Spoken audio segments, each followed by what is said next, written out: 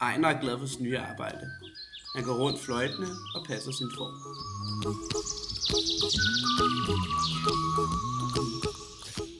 Efter en lang dag med hårdt arbejde beslutter Ejner sig for at sætte sig ned og tage et lille hvil.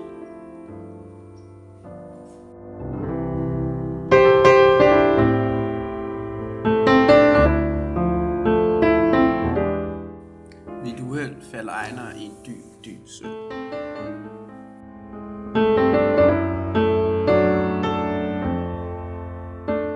Mens Ejner sov, løb 30 af hans dejlige får væk.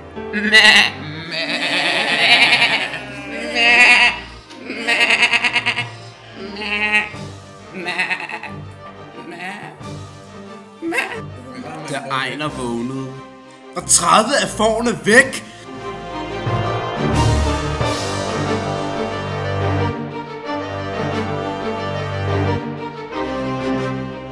Jeg må ud og finde fårene, tænkte Ejner.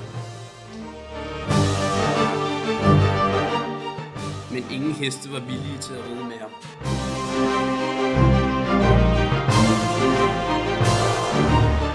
Men pludselig så han Frøjfaxe.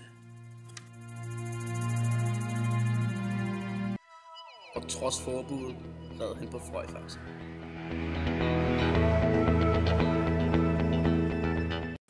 To timer senere,